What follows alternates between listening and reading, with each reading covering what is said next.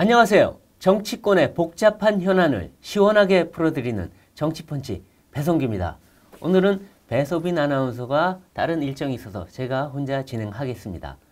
지금 정치권에서는 총선을 앞두고 각 시도당 위원장들을 또 선임하고 또 각종 현안을 놓고도 치열하게 맞붙고 있습니다. 오늘은 국민의힘 박정하 의원님 모시고 얘기 나눠보겠습니다.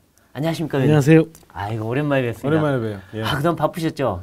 그동안 정신이 없더라고요. 그렇죠. 그 전에 제가 가을에 한번 우리 정치펀치 왔었는데 그때 이제 당 대변인 맡고 이후에 전당대회 하면서 이제 대변인직을 내려놨는데 또 일이 막 몰려 들어오더라고요. 그렇죠. 그래서 어젠가 이 6개 시도당 위원장 임명이 됐는데 이 강원도당 위원장으로 임명되셨다고요. 이게 그러면서 이제 앞으로 총선에서 강원도 8석 다 지켜내겠다라고 하셨는데 어떻게 계획하고 계십니까? 일단 두 가지 나눠서 말씀드려야 돼요. 강원도 도당 위원장이 된 거는 사실은 강원도 이렇게 8개 지역구거든요.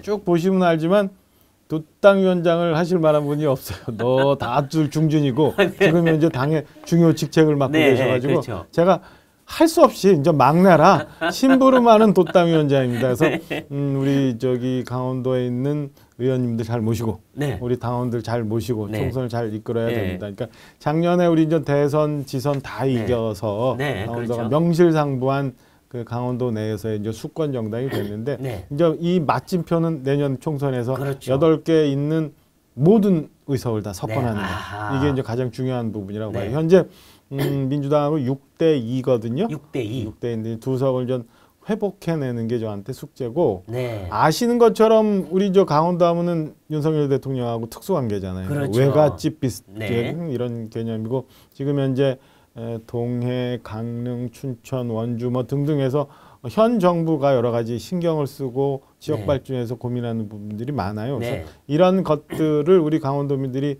그 마음을 다 알고 있고 이참에 강원도가 한 단계 도약해야 된다는 우리 당원들 그다음에 도민들의 염원이 있기 때문에 저는 충분히 가능하리라고 생각합니다. 가능하다. 근데 지금 보면 일편도심 총선 기획단 얘기하셨는데 이게 어떤 활동을 하시게 되는 겁니까? 이게 이제 사실은 어떻게 되냐면 제가 지난 대선을 앞두고 그때는 전 원내 의원이 아닐 때예요. 원내 당협위원장일 때인데 도당에 이제 대선 공약단 같은 걸 만들어서 그렇죠. 정책 공약을 만들었습니다. 그 1호가 사실은 강원특별자치도였어요. 그거를 윤석열 대통령이 수용을 했고 그래서 그 강원도에서 굉장히 기대가 크고 나름 성공한 정책이라고 생각을 합니다. 그래서 내년 총선도 그냥 각 지역별로 강원도가 또 지역이 넓다 보니까 그렇죠. 특수한 경우가 있어요. 지역별로. 그러니까 원주권, 춘천권, 강릉권, 동해권 각각 특수한 경우가 있고 이 특수한 경우에 각각의 특성을 잘 살려내면서 강원도라는 또 이 독자적인 색깔을 만들어내야 되기 때문에 그냥 지역별로 그다음에 그냥 중앙정치의 정쟁 아니면 후보의 경쟁 이런 거 말고 정책으로서 다가가는 그런 강원도당을 만들려고 이렇게 해서 지역을 순회하면서 이게 여러 번 이미 회의가 있었어요. 회의가 있어서 몇몇 분들이 이제 고생을 하면서 총선 준비를 하고 정책을 만들어내고 지금 현재는 사실은 어제인데 영월 현지에 가서 현지 현황을 듣고 현지에 맞는 정책을 개발하는 이런 작업 중에 하나였습니다. 그런데 유감스럽게도 제가 이제 도당 위원장으로서 처음 가서 격려도 하고 회의도 같이 하려고 그랬는데 아시는 것처럼 어제 국토위에서 양평 고속도로 때문에 밤새도록 부딪혀 있었어요. 그렇네요. 어제 오늘 새벽이죠. 오늘 새벽 한 2시 가까이까지 해서 제가 여기를 사실은 못 갔습니다. 이실직고를 드립니다. 그렇죠. 지역 챙기시랴 또 국회 의정하시랴 또 당의 여러 가지 일 보시랴 많을 텐데 지금 보면 이제 곳곳에서 싸움이 붙고 있는데 이제 국토위 얘기도 하셨지만 이 가짜 뉴스 때문에 아주 국토위에서도 그렇고 양평 갖고도 뭐가 가짜 뉴스 아니다. 그다음에 서희초등학교 갖고도 그렇고 후쿠시마 갖고도 그렇고 아주 온 곳이 난장판인데 그래서 가짜 뉴스 괴담 정치 방지 특별위원회 이런 것도 만들었는데 저희 당에서 준비했어요. 네, 그렇죠. 지금 어떻게 돼가고 있습니까? 지금 이제 그 구성이 돼서 나가고 있는데 아시는 것처럼 사실은 가짜 뉴스는 몸과 마음을 좀먹는 아주 뽕 같은 마약 같은 거예요. 네. 그리고 그거 한번 맛들이면요 빠져나오기 힘들어요. 그러니까 가짜 뉴스를 만들어서 확대 재생산시키는 집단도 그 유혹을 벗어나지 못하고 그렇죠.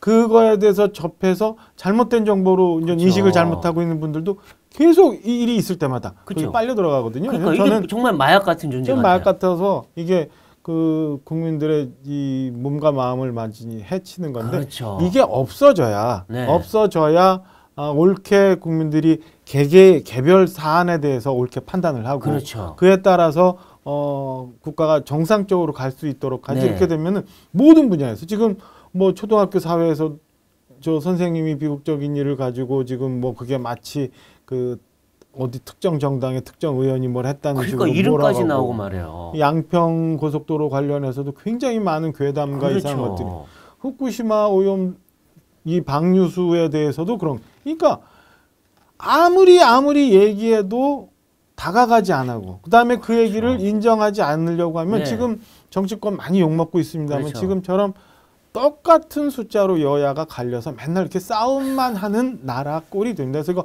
싹 다 걷어내야 됩니다. 그래서 적극 대응하고 적극 문제가 있는 부분을 찾아내서 지적을 하고 교정을 하지 않으면 안 된다는 생각이 저희 뭐 대단하게 당해서 아주 이 가짜 뉴스는 규명하고 척결하려고 노력을 하고 있습니다. 정당 차원에서도 자기 자신도 돌아보면서 다른 사람 것도 또 조정하고 자기가 잘못된 것을 바로 인정하고 해야 되고 또 언론도 그걸 되게 하려고 노력을 하고 있어요. 근데 언론이 하면 또 언론도 정파적이다. 그래서 지금 시민단체들이 나서서 가짜뉴스를 했는데 어제 발표를 했습니다. 가짜뉴스 후쿠시마 19개 시민단체가 이거 가짜뉴스다 라고 했고 또 뭐 서희초등학교나 광우병이나 이런 것들 다 얘기를 했는데 이제 국민들이 그거 좀 봐야 될 것 같아요. 이거 이 정도로 언론과 시민단체도 이 정도로 얘기하면 좀 들어주셔야 되는데 정당에 완전 볼모를 잡혀갖고 어느 시점부터 우리 사회가 신뢰라는 게 손상이 돼서 그래요. 신뢰라는 게 손상이 돼서 내 편이 얘기하면은 무조건 믿는 거예요.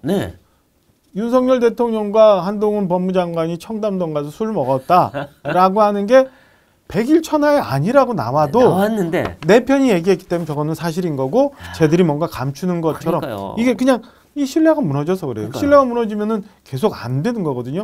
최종적으로 사회학자들이 얘기하시는데 최종적으로 사회가 가장 고단위로 발전돼 가는 게 이거 바로 신뢰 사회라는 거예요. 그러면 누가 특별히 규정을 안 해도 누가 특별히 규범을 안 만들어도 서로 예측이 가능하고 믿고 진행되는 게 이게 신뢰사회인데 이거는 고사하고 그냥 갈라지고 갈라치기 하고 싸우고 뭔가 맨날 사실과 다른 얘기를 해갖고 쟤를 현혹시키고 이런 것들이 반복되면은 저는 우리 지금 뭐 그래도 우리 선대에서 만들어져서 이만큼 풍요롭게 살고 있는 대한민국 언제 어떻게 휘청될지 모른다고 봅니다. 근데 지금 뭐 청담동 술자리다 김건희 여사 뭐 스토킹 가까운 그런 얘기들 천공 뭐 이런 거 다 주장했던 분들이 다 가짜뉴스로 나왔는데 김의겸, 장경태 이런 분들 책임 하나 안 져요.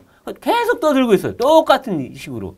그러니까 그게 참 어려운 부분인데 일단은 그 거론하시는 김의겸, 장경태 이런 양반들은 결국에는 아까 말씀하신 것처럼 시민단체 언론이 건전한 가짜뉴스 없애기 운동을 하시면서 걸러주고 결국엔 이분들은 유권자들의 선택을 받아야 되는 거잖아요. 그러니까 저는 유권자들이 그거에 대해서는 좀 심판을 주셔야 된다고 생각을 합니다. 불가피 그래야 다시는 그런 일들이 재발하지 않게 이렇게 걸러가지 않을까라는 생각이 들어요. 그래서 이런 것들을 어떻게 척결을 해야 되는지 걱정스럽지만 그래도 우리 국민들이 유권자들이 올바른 눈으로 정리를 하셔야지 누군들 아무도 지금 현재는 국민들이 정리를 해줘야 됩니다. 해줄 수 없는 수준이 와 있는 것 아닌가 싶은 생각이 들어요. 어제도 국토위 잠깐 말씀드렸지만은 있지도 않은 사실을 갖고 자꾸 그런 얘기를 하니까 이거 뭐 어떻게 그러니까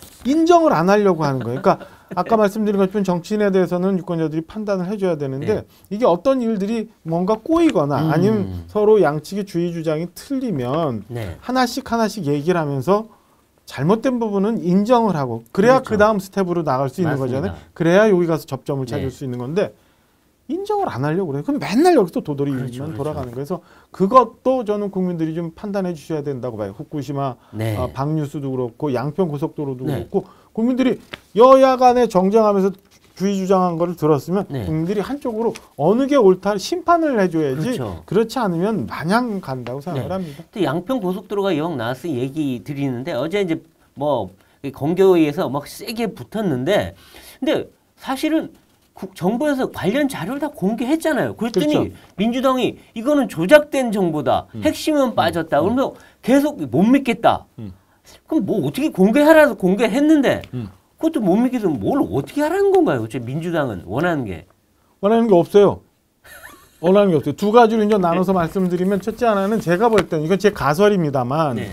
이게 원래 시작이 됐던 게 어떤 인터넷 매체가 네. 더 뭐로 시작하는 인터넷 네. 매체가 거기 대통령 처가 일가의 땅이 있어서 엄청난 특혜가 가게 됐다. 일부러 네. 이걸 노선을 바꾼 거다라고 이상한 보도를 해요. 네. 이걸 가지고 민주당의 이해찬 전 대표께서 네. 6월 그렇죠. 16일인가 아마 그럽니다. 전북 어디 가서 그 당원 대상으로 강연하면서 그 강연하면서? 공개적으로 그렇죠. 고속도로 노선을 바꿔서 김건희 일가 땅에 특혜를 주려는 일이 있었습니다. 자기 집 앞에 세종 자기 집 앞에 그거 한 건 이치도 아무도 나비목 만들어서 집값 4배 됐는데 그 얘기는, 그거는 그 얘기는 안 하고 그 전문가라 아마 그렇게 자기가 그랬으니 해봐서 이렇게 해봐서 그렇게 해서 그 후에 네. 이게 난리가 난 거거든요. 네. 제가 볼 때는 그 사이에 밝혀지지 않았습니다만은 민주당 소속의 전 양평 군수 네. 현재 민주당의 양평 지역위원장 지역위원장 등이 아마 당 지도부를 만나지 않았을까. 아. 그래서 이게 온갖 얘기를 다 했겠지. 그러니까 네. 민주당 지도부가 이거 대박 걸렸어. 아하. 덥석 물은 거예요. 네. 덥석 물었는데 지금 벌써 얼마나 지났어요. 그 덥석 물어서 6월 16일 시작했던 논쟁이 7월 6일 원희룡 장관이 백지화 선언하고 이후도 국토부가 막 대응을 네. 해도 온갖 우리가 얘기했던 가짜뉴스가 막 재생산되면서 네. 확대되고 해가지고 지금까지 왔는데 밝혀진 게 뭐가 있어요? 아무것도 없어. 그러니까 그래서 선산 땅 하나 있다는 그거 외에는 아무것도 없어요. 그래서 내가 보니까 어제도 이제 국토에서 16시간을 그 공방을 했는데 아하. 내 눈치 보는 거야. 민주당 의원들이 이제 민주당 지도부도 그런 것 같아. 빠져나가야 되는데 이 탈출구가 있어야 되는데 헛발질을 했는데 네. 이게 낯뜨거워서 그러니까 자기들이 사과는 못하고 말을 못하잖아요. 사과는 못하고 그러니까 희생양이 필요한 거야. 누군가 대신. 네. 그러니까 어제 돌려보시면 알겠지만 원희룡 장관을 대도 장관이 답변한 태도가 어떻게 됩니까? 그리고 늘상 쓰는 게 그거거든. 네. 자료를 왜 안 줘요? 막 이걸 가지고 네. 공방하고 시비를 걸었던 거예요. 그 자료라는 것도 말이에요. 네. 55가지의 파일로 된 자료를 국토부가 다 올렸어요. 네. 그럼 그 분량 파일이니까 네. 하나하나 파일에 얼마나 많은 그렇죠. 문서가 들어갔고 네. 그 분량이 엄청나요. 네. 그리고 어제 시작하면서 국토부의 실무자인 도로국장이 네. 이 양평 고속도로에 대한 현안에 대해서 쭉 아주 개괄적으로 설명을 또 줘요. 의원들한테. 네. 네. 거기에 대부분의 결론이 다 나와 있어요. 네. 그거 결론 보면 아는데 그리고 이 공개된 자료 보면 되는데 사실은 제가 보니까 우리 윤재옥 원내대표는 난독증이라고 표현하는데 네. 그럴 정도로 아마 해석이 좀 어려웠었던 거 아닌가. 해석을 잘 안 하려고 했던 것 같아요. 네. 제가 보면. 그래서 민주당 의원들이 국토부가 제시하지 않았다고 하는 자료들이 네. 대강의 한 두세 종류가 되는데 첫째 네. 하나는 최종적인 결론이 이렇게 나잖아요. 네. 그러면 이 결론이 나기까지는 초안도 있고 네. 중간안도 있고 그렇죠. 이게 있잖아요. 네. 이 과정 속에 있는 이 무언가를 내놓으라는 거야. 그러면 없을 수도 있는 거거든요. 그렇죠. 네. 두 번째 유형은 뭐냐면 이 55가지 파일을 쭉 내놨는데 이 중에서 사람이 일을 하다 보면 실수도 있는 거고 네. 빠질 수도 있는 거 아니에요. 네. 그런 것도 하나 내놔라. 이거 왜 숨겼냐? 이거 하나. 마지막은 또 어떤 유형이냐면 네. 우리 이렇게 얘기하잖아요. 네. 우리 배국장님하고 얘기했는데 우리 여기 기록 남겨요? 그냥 만난 거 아니야. 네. 이거를 어딘가 우리 끝나고 나서 이게 보고서 안 쓰잖아요. 네. 내일 또 만납시다 그러고 또 네. 하잖아요. 네. 이런 식으로 축적된 실무회의가 한 16번 있다는데 네. 그 실무회의 자료 왜 안 내놓냐. 아. 생성되지도 않은 자료. 네. 그리고 국토부가 인수위하고 양평고속도로하고 협의한 적이 없다는데 네. 협의했을 거로 내가 추측이 되니까 네. 니네 왜 이 자료 내놓 이런 말도 안 되는 서너 가지 유형의 자료를 내놓으라고 하는 거예요. 이게 제가 볼 때는 네. 결론적으로 헛발질을 한 것 같은데 네. 빠져나갈 방법은 없고 네. 하니까 백지화를 선언을 해서 이 혼란을 만들었던 원희룡 당신이 네. 사과하고 당신이 태도가 잘못됐고 아. 국토부가 자료를 숨겨서 이게 확인이 안 된다. 네. 이렇게 나가는 거예요. 제가 그렇죠. 현재에서 보는 느낌이 딱 그겁니다. 그렇군요. 근데 하여튼 지금 공개된 핵심 자료들을 보면 자 KDI가 원래 예타할 때부터 요거 문제가 좀 있어. 기술적으로도 위치상으로도 문제가 있어. 그래서 대안이 필요해라고 지적을 했고 그럼요. 그다음에 실제 이제 예타 다음에 타당성 조사한 민간 업체도 이건 대안을 이걸 해야 돼라고서 강상면으로 가는 대안을 제시를 했고 그다음에 그 도로공사의 자문위원들도 맞아. 이 그렇게. 대안이 훨씬 좋아. 이거보다 뭐가 좋다고 다 이유까지 다 됐어요. 그리고 다른 뭐 환경청이라든가 아니면 다른 곳들도 맞아. 이게 좀 문제가 있어. 원하는 환경 파괴가 좀 심해. 맞아요. 뭐 상수원 오염될 수 있어. 맞아요. 다 얘기했어요. 맞아요. 그럼 뭘 더 하라는 건가요? 그러니까요. 그러면 그게 자기들이 문제를 제시하면 돼요. 원희룡 장관이 어제 그 새벽 1시간 오늘이지. 네. 오늘 새벽 1시간 넘어서부터 이제 여야 의원 일부 의원들도 탈출구를 모색해야 되니까 이거는 네. 양평 군민들뿐만 아니라 경기도, 서울, 네. 심지어 국회를 오고 가고 해야 되는 강원도, 원주에 저도 그렇죠. 양평 도로를 이용하지 않으면 오고 갈 방법이 없거든. 그렇죠. 네. 이게 다 걸려 있는 문제라 이건 네. 해야 된다. 네. 라는데 하죠. 인식은 같이 해. 그런데 맞아요. 방법론에 가서 네. 막히는 거예요. 네. 근데 문제가 복잡하면 가장 기본으로 돌아가야 되죠. 네. 가장 기본으로 돌아가. 김건희 여사 일가의 땅이 있어서 여기에 특혜가 가느냐 안 가느냐. 네. 민주당 의원들 어제 확인 못했어요. 특혜가 없어요. 땅값이 지금 오르지도 않았고 그 땅은 팔지도 못하고 개발도 못한다는 땅 개발도 아니에요. 제가 단독주택도 제대로 못 질 만한 땅이에요. 네. 특혜 없어. 두 번째. 그러면 이 문재인 정부 시절부터 그 용역을 수행하기 시작한 그 업체 내지는 네. 국토부가 갑자기 윤석열 정부로 바뀌어서 네. 외압을 받아서 이걸 바꿨다는 건데 외압이 그럼 흔적이 있느냐? 이것도 없죠. 없어. 그리고 사실 문정부에서 다 선정하고 다 했던 그러니까. 사람들이에요. 근데 그 사람들이 처음부터 그러면 김건희 특혜 주려고 했나요? 아니 그러면 이제 뭘 만들어야 될 거 아니에요? 네. 자, 이 만드는 거에 대해서 마지막 가서 나왔는데 다 이제 우리 그 시청자분들 아시니까 제가 대강 그리면 원래 예비 타당성을 통과한 원안이라는 게 이렇게 그래요. 올라가는 건 아니잖아요. 이게 양서면이라는 그러니까요. 지역이고 맨 끝에만 양평이에요. 다 광주예요. 그전에. 맞아. 그리고 쭉 가다가 지금 그 대안이라고 나오는 그렇죠. 게 강상면 여기 그렇죠. 붙이는 아니고 제3안이라고 강화 ICS를 만들고 위로 이 양서면을 꺾어서 붙이는 L자로 올라가잖아요. 예. 이거잖아요. 예. 근데 그래서 이게 왜 이렇게 이게 중부 내륙고속도로가 이렇게 그렇죠. 가니까 여기가 남양평 IC 정도가 있어요. 그렇죠. 예. 그래서 그럼 대안을 주면 장관이 네. 자, 이 강상면 JCT는 안 되니까 네. 그리고 이 양서면 JCT 주민들은 어떻게 되냐면 90% 이상이 여기다 오면 반대한다고 그래요. 우리 말은 절대 안 된다고 절대 얘기하고 안 된다고 있어요. 그러니까 반대하는 여기는 거죠. 갈 수가 없으니까 원하는 애초에 이루어지기가 쉽지 않아. 그러니까 민주당에서 차라리 그럼 이 양서면 주민들을 다 설득을 하면 일로 갈 수 있지. 근데 이제 이거는 네. 사실은 쉽지가 않아요. 그러니까 네. 강화 인터체인지 만드는 거 좋아. 네. 그리고 뭐 이게 90도 꺾이는 거 그것까지 뭐 그럴 수 있어. 네. 근데 여기 이 분기점을 못 만들겠다는데 그러니까요. 그럼 그리고 여기 여기가 안 돼. 그러면 한강 수역이라 이거 위험하다 그러더라고요, 또. 수계 여기가 다 수계. 네. 강상면 제시한 거 여기 김건희 여사 일가의 땅이 이 근처에 있으니까 네. 개발이 못 되든 어쨌든 땅이 있으니까 여기 절대 안 된다. 네. 그러면 남양평 IC까지 여기서부터 여기까지 직선거리 얼마지 뭐 10에서 15km 정도밖에 네. 되지 않아. 그럼 대안을 어디다 찍어주거나 민주당이. 네. 민주당이 이거 어쨌든 이걸 강화 IC를 만들고 붙이려면 네. 어딘가 찍어주면 되잖아요. 네. 양서면부터 남양평 IC까지 네. 사이에 아무데나 찍어달라. 민주당이 찍어주고 이 건에 대해서 거기가 주거지역인지 아니면 환경보호지역인지 이게 현상을 전문가들이 봐서 맞다라고 하면 진행하면 되잖아요. 네. 찍어달라는 못 찍어요. 그러니까 여기도 안 되고 여기도 안 되고 이 남은 지역은 못 찍어요. 그리고 마지막 물어봤더니 네. 그럼 기술적으로 이게 국토부 실무냐. 네. 기술적으로 양서 JCT와 강상 JCT 말고 여기 붙일 데가 있습니까? 두 군데 말고는 없대요. 그러면 돌아 한국말이지만 또 다른 한국말로 하면 네. 원안 고수 TF를 민주당에서 만들었거든요. 양서면에 붙이지 않은 원안 고수 TF. 그럼 돌아 또 다른 한국말로 표현하면 양평고속도로 하지 마 이렇게 되는 거야. 민주당이 얘기하는 거죠.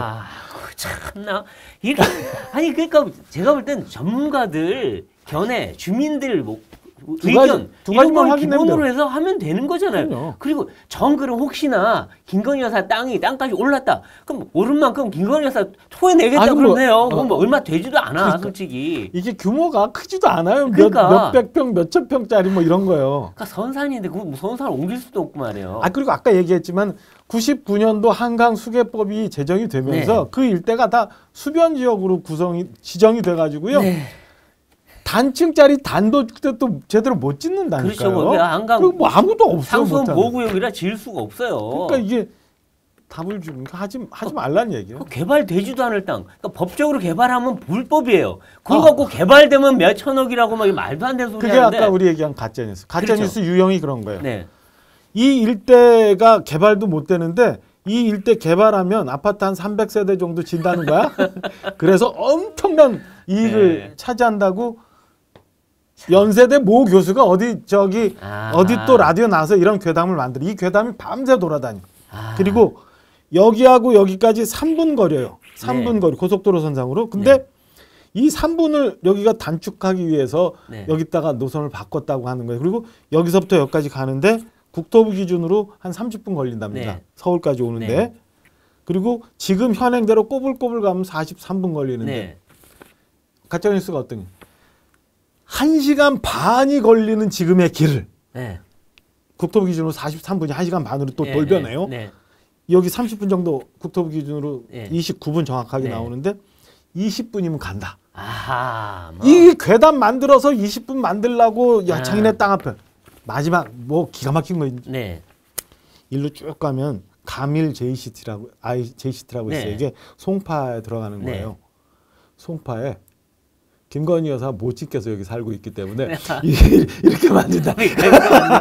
송파에 대한민국에 어떤 분이 있는지 다 찾기 시작하면 이게 가짜뉴스의 현실이에요. 아유 그렇군요. 참 하여튼 우리 시청자 여러분들도 이런 가짜뉴스 현혹되지 마시고 좀 객관적으로 봐주시길 기대합니다. 그리고 지금 보면 국회에서 뭐 한동훈 장관 국회 법사위 참석했는데 또 뭐 싸움이요. 계속 싸움인데 뭐 한동훈 장관 뭐 웃는다고 뭐라 그러고 째려보고 뭐 하여튼 벨벳과 가볍다 뭐 깃털 같다. 아니 뭐 이게 법무부 장관 불러놓고 전 법무부 장관이 이렇게까지 해야 되나요? 박범계 의원이. 그리고 쭉 저도 이제 뭐 국회의원 된 지 한 1년 정도 돼서 가끔 그 현안 질의도 하고 뭐 이러는 거 보면 이해 안 가는 부분이 있어요. 박범계 전 장관 현 의원이 얘기하는 뭐 장관의 태도가 어떻게 되고 막 소리 지르고 이러는 게 내가 뭐 국민의 대표로서 얘기하는데 국민의 대표가 뭘 좀 제대로 된 거 물어보라고 그랬지 그 국무위원들 불러서 호통치라고 하는 건 아니잖아요. 저도 그 앞에서 그런 걸 우리 선배 동료 의원들 보면서 왜 저렇게 하나라는 생각이 들거든요. 국민들은 호통치라고까지 얘기 안 했어. 그리고 국무위원들 장관들이 왜 국회 오면은 왜 벌벌 기는 척해야 돼요? 죄인이에요, 죄인. 뭐 떳떳하게 얘기할 수 있는 거잖아요. 알렸다 뭐 이런 거예요. 팩트만 갖고 얘기를 하고 그에 대해서 잘못된 부분은 따끔하게 지적하고 아닌 부분에 대해서는 많이 도와주고 해야 되는 게 맞는 거지. 와 국회 와서 저는 그거는 도저히 이해를 못합니다. 그리고 어제 보면 뭐 할 말 없으니까 또 그런 거예요. 어제 아까 원영 장관 갖고 얘기한 것들랑 마찬가지로 무슨 뭐 장관이 표정이 왜 그러냐는 등 뭐 왜 웃어요라고 얘기하고 뭐 참 부끄럽습니다. 제가 국민 여러분께 대신 죄송하게 말씀드립니다. 그리고 이제 아마 이렇게 한동훈 장관하고 싸우는 이유는 아마 지금 그 대북 송금 사건 쌍방울에 이화영 전 부지사가 진술을 지금 이재명 대표에 대해서 불리하게 하니까 갑자기 지금 난리가 났어요. 난리가 나서 지금 뭐 검찰청사를 찾아가서 농성을 하고 접견을 하겠다 그러고 아마 이화영 전 부지사를 어떻게든 회유 압박하려는 거 아니냐. 그래갖고 지금 이 한동훈 장관은 이거는 그 사법 방해다라고까지 했는데 지금 왜 저러는 겁니까 민주당?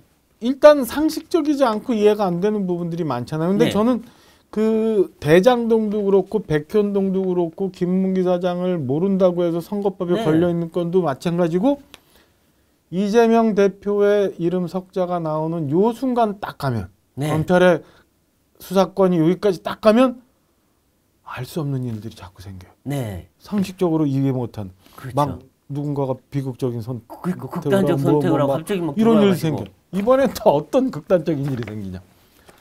이화영 전 부지사 부부가 네. 법정에서 싸웁니다. 그러니까요. 그 싸우는 이유를 납득을. 첫째, 자 네. 시계열을 한번 쭉 보고 보면은 이제 이해가 네. 돼. 이화영 전 부지사가 처음에는 이 대북 송금에 대해서는 나 혼자 했다. 네. 이재명 대표하고는 전혀 관계없는 얘기다. 네. 라고 와서 이재명 대표는 지금 빠져 있었어요. 네. 근데 어떤 연유인지 모르겠지만 네. 그게 검찰의 추가적인 조사가 있어서 그런 네. 건지 이화영 부지사가 보니까 나 혼자 다 독박을 쓰기 독박이다 너무, 생각한 거죠. 너무 독박이다. 억울하다 네. 라고 한 건지 모르지만은 아닙니다. 이거는 이재명 대표에게 보고했습니다. 네, 그리고 회의 때마다 상황을 다 풀하고 했습니다. 공유했다. 라는 얘기를 검찰의 진술을 통해서 합니다. 그렇죠. 그게 이화영 부지사의 법정 대리인인 변호사가 그 다음 날 또 재판장에서 또 확인을 해줘요. 그렇죠. 이러니까 아 뜨거! 그렇죠. 드디어 걸렸네. 우리 다 죽어 막아! 이렇게 되는 거죠. 그래서 네. 그 사이에 어떤 일이 생기냐. 아직은 저기서 다 부인을 해요. 뭐 K모 의원인지 네. 아니면 또 뭐 J모 의원인지 네. 모르지만 이화영 부지사 측을 찾아가서 네. 그 이전에 저거 얘기해야 되는구나. 그 이화영 부지사의 부인께서 네. 갑자기 이화영 부지사의 자필 편지라고 하면서 법정에 가고 검찰에 가는 것도 아니고 당에 갑니다. 당에 가서 탄원서를 당에 가서 탄원서를 내고 어제 나왔던 이 검찰 진술서들은 내 뜻이 아닙니다. 이 말이 이상한 상식적으로. 네. 그리고 이 변호사를 해임 건의서를 또 해임한다고 신고서를 내요. 네. 그러면서 이화영 부지사 부인께서 당신이 정신이 나갔어라고 하면서 상식적으로 하면 자 내가 이제 고생을 하고 있는 우리 신랑이에요. 네. 우리 애들 아빠예요. 네. 그러면 당신 혼자 독박 쓰지 마. 그렇죠. 그게 정상이죠. 우리 그게 얼마에 우리가 형량을 받을지 모르지만 그래도 인정할 거 다 인정하고 빨리 해서 나와서 우리 그냥 편하게 어디 조용히 살자. 네. 우리끼리. 네. 이게 보통의 그렇죠. 부부예요. 보통의 부부죠. 근데 당신 왜 혼자 독박 안 쓰고 있는 안 쓰고 왜 여길 얘기해? 그러니까 이게 이화영 재판이냐 이재명 재판이냐 이런 식으로 이게 뭔 소리야 갑자기? 정신 나갔어라고 네. 재판에서 막 싸우고 그러면서 지금까지 조력을 받았던 변호사 해임 신고. 근데 이화영 부지사는 정작 재판장에서 나는 그 변호사들 또 받고 싶어요.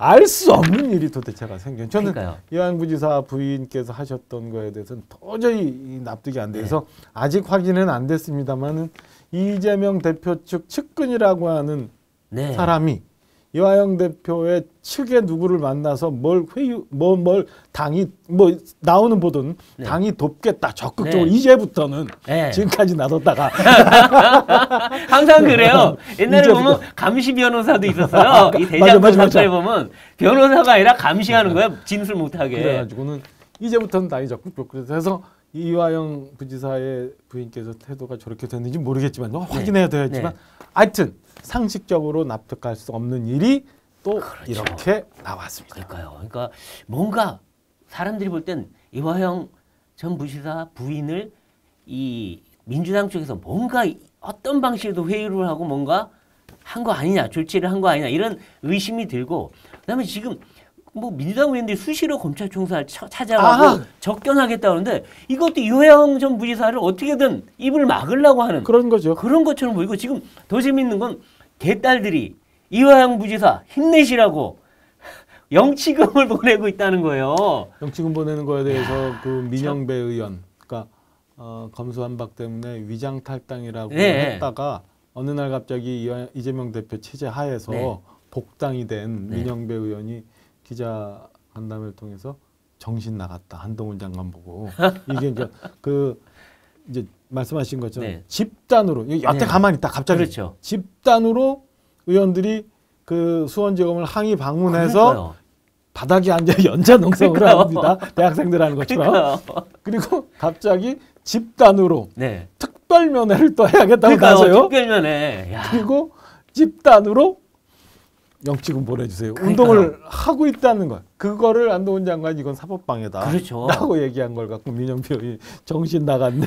라고 얘기하는 또 알 수 없는 일들이 생기고 있네요. 이 참 이재명 대표랑만 뭐가 엮이면 이상한 일이 알 수 벌어져요. 없는 일들이. 정말 이상해요. 그래서 솔직히 무서워요. 무서워요. 그리고 이게 사람이 죽어나가니까 납득할 수 있는 일들이 있어야 되는데 네. 그렇지 못하는 전혀 이해 못하는 일들이 생기니까 무서워요. 그러니까 그리고 이화영 그러니까 부지사가 하는 일을 지사가 모르면 말이 되나요? 제가 부지사 해봤잖아요. 그러니까요. 제가 부지사 해봤는데 이게 있잖아요. 그런 자세가 그런 게 있어요. 그러니까 부지사라는 건 부잖아. 부. 네. 도지사는 결정권이 없어요. 도지사는 유권자로부터 이 권한을 네. 위임 받아서 행사를 하는 네. 거지만 부지사는 도지사가 일정 부분만 확인해라고 준 권한이잖아요. 그렇죠. 그래서 사실은 부지사 전결 네. 이런 것도 도지사한테 가서 여쭤봐요. 사실은. 네. 제가 할 때 그랬어요. 그러니까 네. 그리고 중요한 거는 당연히 그 전부터 상의하고. 근데 네. 뭐 얼마 300만 달러, 500만 달러 그러니까 뭐 네. 30억, 50억, 80억 그리고 네. 그것도 미국에 송금하는 것도 아니고 네. 세컨더리 보이콧으로 미국으로부터 제재를 받을 수 있고 네. 유엔으로부터 제재를 맞아요. 받을 수 있는 북한으로의 송금이에요. 네, 그것도 맞아요. 불법으로 네. 그거를 이화영 부지사가 아무리 간이 큰 사람이고 그렇죠. 아무리 배포가 큰 사람이라도 자기가 내가 혼자가 알아서 해? 아유 저는 상상할 수 없습니다. 그러니까요. 그러니까 이재명 대표는 대장동든 뭐 당군일의 최대 치적이라 그랬다가 문제가 되니까 나는 몰랐어. 김문기 나 몰라. 그게 다 몰라요. 다 몰라요. 그러니까 그럼 누가 합니까 그거를? 조금 지나면 그러니까 일부 국민들이 왜 이재명 대표 관련 수사가 진행이 안 되느냐 답답하다. 네. 그럼 뭐 정말 뭐가 없는 거 아니냐라고 네. 얘기하는데 그 왜냐하면 진술이 있어야 되잖아요. 본인 진술이. 아, 그러니까 본인 진술이 있어야 되는데 본인은 2장짜리 뭐 써갖고 그래서 가서 나 5시 이거 나갈 냈으니 때 나 5시 나갈 묻지 테니까 마. 건들지 마세요. 이러고 있다가 조사 못 하겠죠. 그리고 아까 얘기한 것처럼 그 주변에 딱 정진상, 김용 네, 이번에도 딱 두 명 이화영 부여잡고 뭐 딱 해서 스크럼 이거까지 못 들어가게 하는 게 이재명 그렇죠. 대표까지. 맞아요, 그러니까 맞아요. 여기서도 진술을 안 하니까 검찰이 계속 진술하라 묵비권이에요, 진술하라는데 묵비권. 네. 안 하고 있으니까 수사가 진행 안 되는 거예요. 근데 네. 오늘 아침에 보니까 김용 전 부원장이 검찰에 갔더라고요. 네. 검찰에 갔는데 대북 송금 관련해서 갔는데 김용 부원장은 뭐냐고 했냐면 김성태 쌍방울 회장을 만났을 때 만난 적이 있다 한 번. 네. 이건 본인이 시인했어요. 네. 근데 거기서 김성태 전 회장은 고맙다. 보내준 것 괄호 치고 괄호 닫고 북한에 보내준 것 고맙다라고 김성태 전 회장은 얘기했다는 거고 김용 부원장은 이것에서 인정을 했는지 안 했는지 잘 모르는데 거기에 네. 연루돼 있는 사람이 하여튼 네. 대북 송금과 연루돼 있는 사람이 오늘 아침 역시 갔어요. 네. 그러니까 오늘 조사 결과에 따라서 그렇죠. 또 다른 새로운 게 나올지 네. 아니면 정말 이재명 대표가 알았는지 몰랐는지 이화영 부지사가 보고했는지 아닌지 네.